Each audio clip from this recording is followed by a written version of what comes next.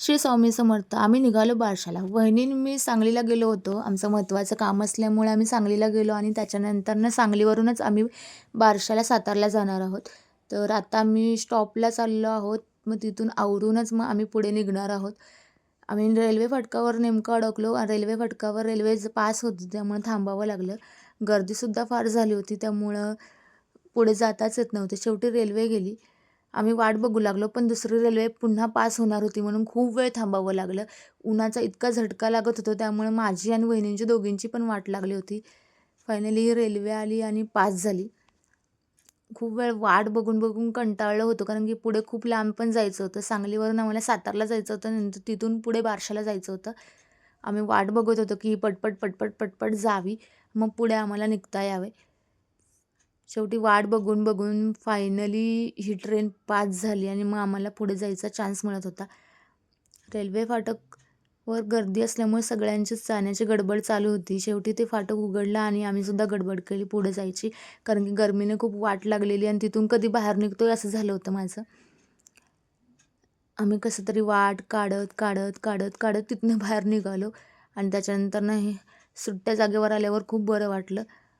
गरमीने एक तर खूप त्रास होतो आहे कारण की ऊन पण खूप वाढतं आहे आणि उन्हात फिरणं योग्य नाही आहे. नंतर आम्ही बस स्टँडवर जाऊन बस पकडली. तिथून आम्ही बसने प्रवास करणार होतो पुढे, कारण की खूप थकलो पण होतो आणि ऊन पण खूप लागत होतं. त्याच्यानंतर आम्ही सातारा सांगली बस पकडली आणि साताऱ्याला निघालो, कारण की साताऱ्यातून दादा पुढे येणार आहे आम्हाला न्यायला बारशासाठी, म्हणून आम्ही चाललो होतो. आणि बसने प्रवास खूप छान झाला. खूप बरं वाटलं कारण गाडीवर जाणं पॉसिबल नव्हतं एवढ्या उन्हामध्ये. शेवटी आम्ही आमच्या सातारामध्ये पोचलो. बघा कसा सातारा आहे आमचा. गाडी खूप हळूहळूच चालली होती कारण की आता साताराचं स्टँड आलं आहे जवळ आणि स्टँडवर उतरून मग पुढे जायचं ठरलं होतं. उद्यान महाराजांचं दर्शन घेऊन आम्ही स्टँडकडे वळालो. आणि सातारा ही राजधानी असल्यावर साताऱ्यात भरपूर काय काय महाराजांचं बघण्यासारखं आहे. तुम्ही कधी पण या आणि बघू शकता. हे पहा सातारा स्टँड. आम्ही स्टँडवर उतरलो आणि तिथून पुढे दुसऱ्या गाडीसाठी जाणार होतो. पण आम्हाला भूक लागलेली त्यामुळे वहिनी म्हणलात की चल वडापाव खाऊया आपण, कारण की वडापाव मला आणि तिला दोघींना पण खूप आवडतो. शेवटी आम्ही वडापाव खाण्यासाठी गेलो. सातारामध्येच हे फेमस वडापाव आहे. स्टँडच्या बाजूलाच आहे त्यामुळे लवकर घेता पण येतो आणि पॉसिबल खूप लांब जाता येत नाही. रिक्षा वगैरे पकडून खूप लांब जाण्याची वेळ येत नाही आहे. जवळच आहे त्यामुळं आम्ही जवळपासच वडापाव खायला गेलो आणि वडापाव खूप छान होता, खूप टेस्टी होता आणि मला फार आवडतो वडापाव. त्यामुळे मी आणि वहिनी दोघींनी पण वडापाव खाल्ला आणि पुढे परतीच्या प्रवासासाठी निघालो. शेवटी आम्ही पोचलो आमच्या बारशाच्या ठिकाणावर. मी मधले शूट घेतले नाही कारण की खूप दमले असल्यामुळे मी झोपी गेले होते. ही बघा बारशाची सगळी तयारी चालू आहे. इकडे तिकडे सगळ्यांचा आवरावरी चालू आहे. आम्ही आणि वहिनी आवरूनच आलो होतो त्यामुळे काही विचार नाही. शेवटी हे बघा बारशाचं आमचं डेकोरेशन, आमच्या छोटू बाळाचं बारसं असल्यामुळे डेकोरेशन अशा पद्धतीने केलं आहे. कसं वाटतंय सांगा बरं हे डेकोरेशन. त्याच्यानंतरनं ही बघा येडी मुलगी पण तयार झाली छानपैकी. आम्ही सगळे रेडी आहोत. वहिनी बाळाला घेऊन बसल्या आहेत. मस्त मज्जा वगैरे करत आम्ही बारसं एन्जॉय केला. आणि गावी बघा अशी पद्धत असते बारशाची. फोटोग्राफरला तर गडबड आहे फोटो काढण्याची, बाकीच्यांना पण गडबड आहे. गावी असं शांत मंडप खाली बसायला खूप भारी वाटतं. आणि त्याच्यानंतरनं सगळ्यांची गडबड सुरू झाली ओटी भरायला, कारण की इकडे ओटी भरण्याचा कार्यक्रम चालू असतो.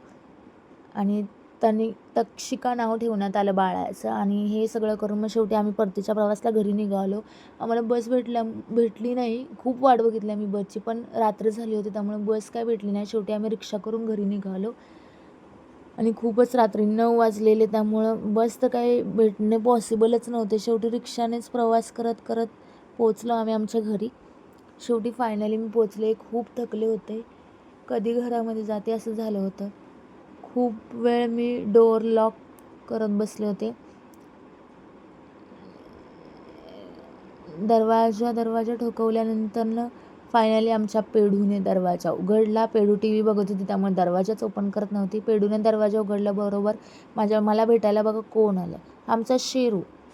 माझा खूप आतुरतेने वाट बघत असतो आणि एवढं दमवून भागून आल्यानंतरनं याचा चेहरा पाहिल्यावर माझा पूर्ण थकवा दूर होतो. मी घरात आल्यावर त्याच्याबरोबर खेळले, खूप मज्जा वाटली कारण की दिवसभर मी त्याला पाहिलं नव्हतं. 2-3 दिवस आम्ही बाहेर असल्यामुळे मी त्याला बघू पण शकले नव्हते.